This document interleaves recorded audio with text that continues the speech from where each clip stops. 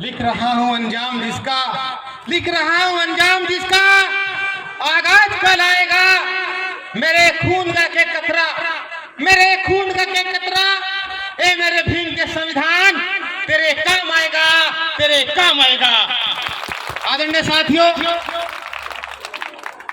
बाहर से आए हुए अतिथियों, ग्रामवासियों, आप सभी को जय भारत, जय गौतम बुद्ध, जय संत रविदास, जय सावित्री फुले सैनी, जय फातिमा शेख, जय भगत सिंह, जय तिलका मांझी कश्यप, जय भीम, जय संविधान, जय जय जय जय जय भीम, जय जय जय जय जय भीम, जय भीम, जय भीम। आदरणीय साथियों, सर्वप्रथम एक वाक्य मैं आपको बताना चाहता हूं।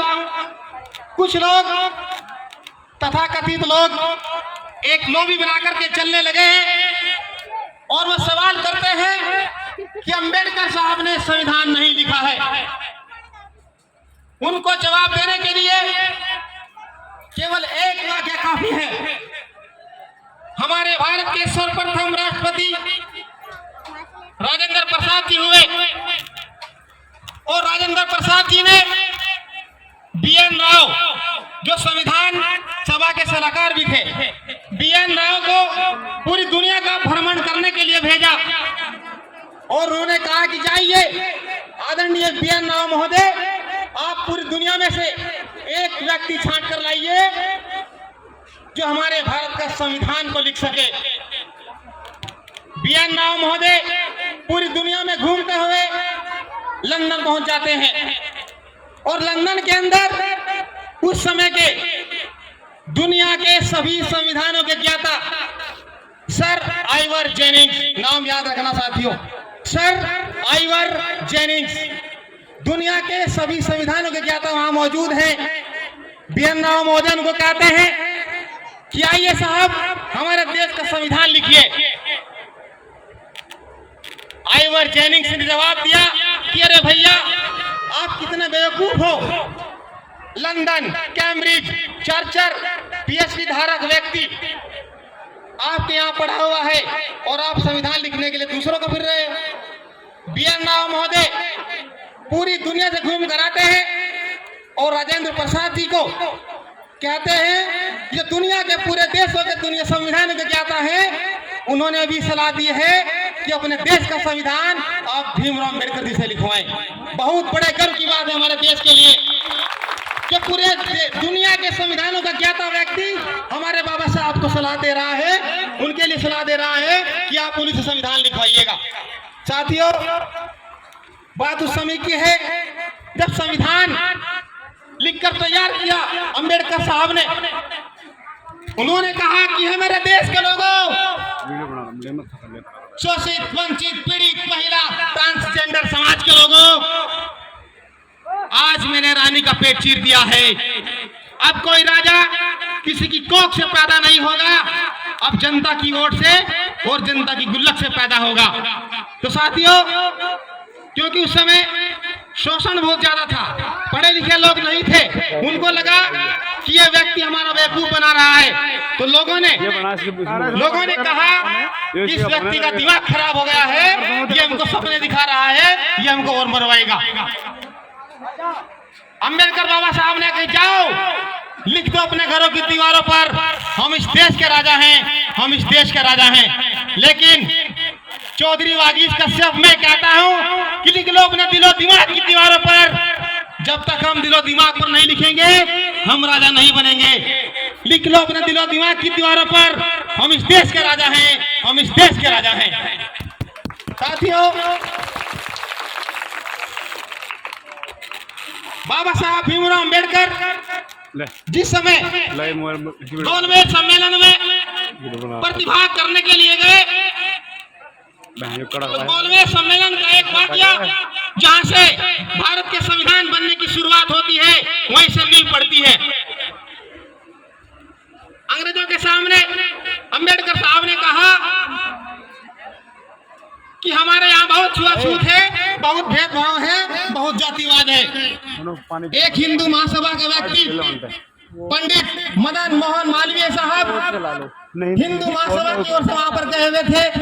उन्होंने कहा अंग्रेजों के सामने कि हमारे यहाँ कोई छुआछूत नहीं है, हम सब बराबर से रहते हैं। बाल्टी भर गए। अम्बेडकर साहब ने कहा ठहरिए अंग्रेज लोगों, मैं भी प्रूफ करता हूँ और प्रूफ करके दिखाता हूँ। साथियों, अम्बेडकर साहब ने एक गिलास पानी का भरा, अम्बेडकर साहब ने एक गिलास पानी का भरा और वो पानी का गिलास आदरणीय पंडित मदन मोहन मालवीय को दिया। पंडित मदन मोहन मालवीय ने पानी पीने की बहुत दूर की बात थी साथियों, वो पानी पकड़ा तक नहीं था, उस गिलास को हाथ तक नहीं लगाया था। तब जाकर के अंग्रेजों को लगा कि वास्तव में ये लोग बहुत खराब हैं और वहां के लोगों को आजादी मिलनी चाहिए। तभी से अम्बेडकर साहब ने संविधान लिखने की एक नींव डाल करके तैयार की और हमको हमारा संविधान दिया गया। लेकिन साथियों, क्या संविधान इसी दिन के लिए दिया गया कि हम शराब पिए, कि हम जुआ खेलें, कि हम आपस में लड़े और हम पढ़ाई से दूर हो जाएं? नहीं। क्या चाहते थे हमारे महापुरुष? क्या चाहते थे हमारे महापुरुष? वो चाहते थे कि हमारा देश आगे बढ़े, और देश तब आगे बढ़ेगा जब सभी समाज, सभी महिलाएं, सभी लोग आगे बढ़ेंगे, तभी हमारा देश बढ़ेगा, अन्यथा हमारा देश कभी नहीं बढ़ेगा। अम्बेडकर साहब ने कहा कि शिक्षा वह शेरनी का दूध है, जो जितना पिएगा वो उतना दहाड़ेगा। लेकिन एक बात बताएं, वो दूध निकलेगा कैसे? शेरनी का दूध तो है, अम्बेडकर साहब ने बताया है, लेकिन वो शेरनी का दूध कैसे निकलेगा? वो निकलेगा पढ़ाई से, वो निकलेगा स्कूल में भेजने से बच्चों को, वो शराब पीने से या इधर उधर भागने से नहीं निकलेगा, बता दूं मगा देते बेफजूल के खर्चे करने से वो नहीं निकलेगा। साथियों, कुछ लोग कहते हैं कि हम गरीब हैं, वास्तव में हम गरीब हैं, इसमें कोई शक नहीं है, नो डाउट। मैं भी स्कूल में पढ़ाता हूँ, मैं प्राइमरी स्कूल में गवर्नमेंट सर्वेंट हूँ। मेरे स्कूल के अंदर कक्षा 1 मुझे दी हुई, मैं नया टीचर हूँ, मुझे कक्षा 1 दी हुई है। मैं देखता हूँ कि स्कूल के बच्चे, उनके पास रबड़ कटर पेंसिल तक नहीं है और उनके माँ बाप दारू पीते फिरते हैं, और उनकी माएँ 5-5, 6 हजार की साड़ी सूट पहनती हैं। भाई वो भी तो खर्चा कर रहे हैं आप, उस खर्चे को काट करके अपने बच्चों पर लगाएं तो ही हमारा विकास होगा, अन्यथा नहीं होगा। अब एक बात को ध्यान से सुनिए, माताएं बहनें जरा ध्यान से सुने, क्योंकि बच्चों के सबसे पहली गुरु जो होती है वो माँ होती है। एक महीने में 4 सप्ताह होते हैं, कितने? 4। एक सप्ताह में यदि 2 बार हम नमक से, चटनी से या प्याज से रोटी खाएं तो हम मर नहीं जाएंगे या मर जाएंगे? 2 टाइम खा के नहीं मरेंगे ना। और एक बार हम सब्जी अगर बनाते हैं तो कम से कम 50 या 60 रुपए लगते हैं। इतना पानी और इतनी सी दाल, अगर आप इतनी सी दाल बनाएंगे और इतना पानी डालेंगे तो 50-60 रुपए कम से कम लगेंगे सब्जी बनाने में। तो एक समय हमने 50 रुपए बचाए, 2 समय में 100 रुपये, 1 सप्ताह में 100 रुपये, 2 सप्ताह में 200 रुपये, 3 सप्ताह में 300 रुपये और 4 सप्ताह में 400 रुपये। इस तरह से हम 1 महीने में 400 रुपये अपना खर्चा काट करके बच्चों के लिए बचाए। तो यकीन करना साथियों, उन 400 रुपये में हम अपने बच्चों के रबड़, कटर, पेंसिल उनको आसानी से दे सकते हैं। यही एकमात्र रास्ता है जो हमको आगे निकाल सकता है। जिस तरह से मंदिरों में हलवे, कड़ी चावल के भंडारे लगाए जाते हैं, अगर उसी तरीके से साथियों स्कूल जाने वाले रास्ते पर आप मंदिर में भंडारे लगाइए, कोई दिक्कत नहीं है, बेशक लगाइएगा। संविधान ने सबको अनुच्छेद 25 से 28 तक धर्म का अधिकार दिया है, अनुच्छेद 29-30 में संस्कृति को नियत रखने का अधिकार दिया हुआ है। आप भंडारे लगाइए मंदिर में, लेकिन उसी तर्ज पर यदि स्कूल जाने वाले रास्ते पर रबर, कटर, पेंसिल, कॉपी का भंडारा लगाया जाए तो बच्चा या बच्ची अमीर का हो या गरीब का हो, बिना शिक्षा के नहीं रहेगा, सब बच्चे पढ़ लेंगे। साथियों, आदरणीय साथियों, क्या सब कुछ हमें संविधान करके देगा? क्या सब कुछ हमारे महापुरुष हमको देंगे या हमारे नेतागण लोग देंगे? नहीं, हमें भी सोचना है। अधिकारों के साथ साथ कर्तव्य भी हैं जो हमको निभाने हैं। हमारे ड्यूटीज हैं जिनका हमें निर्वहन करना है और निर्वहन करते हुए अपने भारत को आगे बढ़ाना है। बड़े बड़े नेताओं को मैंने कहते हुए सुना है, भाई साहब साइड में हो जाओ, थोड़ा पानी फिर पिला दियो, डिस्टर्ब होते हैं सर, सुनते हैं ध्यान से। भाई साहब थोड़ी देर में पिला दो पानी, प्लीज। मैंने बड़े बड़े नेताओं को कहते हुए सुना है कि अपने अधिकारों के लिए लड़ाई करो, अपने अधिकारों के लिए लड़ो, लेकिन मैं चौधरी वाजिद कश्यप कहता हूं कि अपने अधिकारों के लिए पढ़ो। लड़ना नहीं है ये चाकी छुरे बल्लम कट्टों की लड़ाई नहीं है, ये महापुरुषों की विचारधारा की लड़ाई है। इसमें विचारों को लेना है, तर्क हासिल करना है। जब हम पढ़ेंगे तो तर्क करेंगे, और तर्क करेंगे तो संघर्ष करना सीखेंगे, और जब संघर्ष करना सीखेंगे तो हमको अधिकार ऑटोमेटिक मिलते चले जाएंगे। साथियों, सबकी जड़ क्या हुई? शिक्षा। महात्मा ज्योतिबा फूले, सावित्री फूले सैनी, दोनों महापुरुषों ने भारत में प्रथम स्कूल खोला था महिलाओं के लिए, लड़कियों की पढ़ाई के लिए। अमीर हो या गरीब हो, कोई भी वहां पर पढ़ सकता है। पुणे के अंदर आज भी वह जर्जर अवस्था में मौजूद है। तथाकथित समाज के लोग उस महिला के ऊपर, सावित्री फूले सैनी के ऊपर मल, पत्थर, कीचड़, पत्थर तक मारते थे। अपने पति के पास आती है और कहती है, ज्योतिबा फूले जी मेरे साथ ऐसे होता है, मैं कैसे स्कूल में जाऊं, कैसे लड़कियों को पढ़ाऊं? ज्योतिबा फूले सैनी ने कहा कि नहीं, भारी हार नहीं माननी है। उनको सलाह देते हैं कि एक साड़ी थैली में लेकर जाओ और एक साड़ी पहन कर जाओ। जो साड़ी गंदी होती थी उसको निकाल दिया करती थी और थैले वाली पहन लिया करती थी। ये सावित्री फूले सैनी का बलिदान है। लेकिन उनके साथ में फातिमा शेख, जिन्होंने अपना घर बलिदान में दिया, अपना घर दान में दिया, उनको पढ़ाई करने के लिए कि आप पेड़ के नीचे नहीं हमारे घर में पढ़ाइएगा। उनका नाम था फातिमा शेख। फातिमा शेख और उस्मान शेख दोनों भाई बहन थे। उन्होंने अपना घर दान में दिया था। क्यों दिया था वो घर में दान में घर क्यों दिया था? वो अपना घर में दान देने के लिए, पढ़ाई देने के लिए क्यों उन्होंने कदम उठाया कि आने वाले समाज की लड़कियां, आने वाले समाज की पीढ़ी पढ़ें और भारत को आगे बढ़ाएं।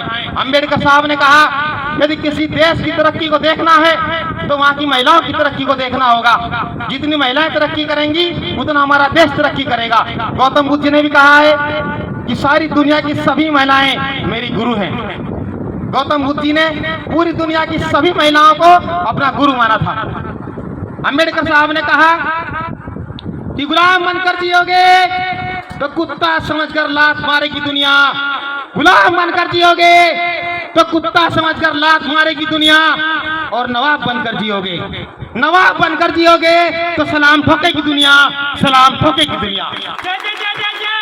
जय भीम, जय भीम। आदरणीय साथियों, लेकिन पर्सन यहाँ है वो तो कहकर चले गए, हम नवाब बने कैसे? जीवन लंबा नहीं, बड़ा नहीं, जीवन महान होना चाहिए, जीवन महान होना चाहिए। अंबेडकर साहब के शब्द हैं। लेकिन साथियों, हम नवाब कैसे बने, हमारा जीवन महान कैसे बने? वो बनेगा अच्छे कार्यों से, अच्छी शिक्षा को प्राप्त करने से, वो लड़ाई झगड़े से नहीं बनेगा। छोटी छोटी बातों के लिए यदि समाज जोड़ना चाहते हैं, महापुरुषों का सपना साकार करना चाहते हैं, तो छोटी छोटी बातों के लिए हमें लड़ना पड़ना बंद करना पड़ेगा। साथियों, आदरणीय भगत सिंह जी ने अंतिम शब्दों में कहा था कि संविधान हमारे देश के लिए होना चाहिए। ये भगत सिंह जी के शब्द थे, उनकी जेल डायरी की किताब है उसमें मौजूद है। उन्होंने कहा कि आने वाले समय में जो अधिनायक है, देश के असली मालिक है, वो मजदूर है, वो किसान है, वो गरीब लोग हैं। और जो बड़े इतिहासकार विश्लेषक रहे हैं, नाम मैं भूल रहा हूं उन लोगों का, एक यहाँ से आंकड़ा लिखकर कहता है कि यदि भगत सिंह जी अंतिम समय तक जीवित रहते तो साथियों यकीन करना, ये इतिहास के स्टेप बाय स्टेप विश्लेषण कहते हैं कि हमारे देश के प्रधानमंत्री यदि भगत सिंह जिंदा रहते तो हमारे देश के प्रधानमंत्री अंबेडकर साहब होते, और अगर अंबेडकर साहब होते तो देश की तस्वीर आज कुछ और होती। लेकिन साथियों, जब जागो तभी सवेरा, जब जागो तभी सवेरा। अब जिस समय हम जागते हैं वही हमारे लिए सवेरा है। जाग उठो साथियों, शिक्षा की ओर ध्यान देकर के चलो, अपने समाज को, अपने बच्चों को, अपने भारत को आगे बढ़ाएं और अपनी शिक्षा को हासिल करें। इस कदर वाकिफ है मेरी कलम मेरे जज्बातों से, ये भगत सिंह जी के शब्द हैं उनकी जेल डायरी के अंदर, जो कि बाद में नास्तिक हो चले थे और अंबेडकर के पुजारी बन चुके थे। आदरणीय भगत सिंह जी, इस कदर वाकिफ है मेरी कलम मेरे जज्बातों से, अगर मैं इश्क लिखना भी चाहूं, अगर मैं इश्क लिखना भी चाहूं तो इनकलाब लिख जाता है, इनकलाब लिख जाता है। साथियों, अंत में मैं आपसे हाथ जोड़कर गुजारिश करूंगा कि जो भी हमारे देश के अराजक तत्व हैं उन पर ध्यान न दे करके अपने बच्चों को पढ़ाएं और वहीं से अपने महापुरुष के सपनों का साकार करें। हे मेरे देश के लोगों, शोषित, वंचित, पीड़ित, महिला, ट्रांसजेंडर समाज के लोगों, बाहर आओ मानसिक गुलामी से। बाबा साहब ने 3 प्रकार की गुलामी बताई है। क्रांति प्रतिक्रांति नामक किताब है, उसको आप पढ़िएगा। 3 प्रकार की गुलामी बताई। नंबर 1 सांस्कृतिक गुलामी, नंबर 2 सामाजिक गुलामी, नंबर 3 मानसिक गुलामी। और कहा है कि मानसिक गुलामी सबसे घातक होती है। मेरे देश के लोगों, शोषित, वंचित, पीड़ित, महिला, ट्रांसजेंडर समाज के लोगों, बाहर आओ मानसिक गुलामी से, बाहर आओ मानसिक गुलामी से जंग लड़ो और जंग लड़ो हिस्सेदारी से, हिस्सेदारी से। आदरणीय साथियों, आप सभी का बहुत बहुत धन्यवाद। संचालक महोदय का बहुत बहुत धन्यवाद। इसी के साथ में सभी को जय भारत, जय गौतम बुद्ध, जय फातिमा शेख, जय आसिफ अली, जय भगत सिंह, जय फूलन देवी कश्यप, जय सावित्री फुले सैनी, जय भीम, जय संविधान, जय जय जय जय जय भीम, जय भीम, जय भीम, जय जय जय जय जय भीम, जय भीम, जय भीम। धन्यवाद। धन्यवाद कश्यप जी। हमारी कामना है कि ये जो जोश है बहुत अच्छे, ये बरकरार रहे। ये एक जोश था, ये भाषण नहीं था, जो दिल से निकल रहा था, दिल से।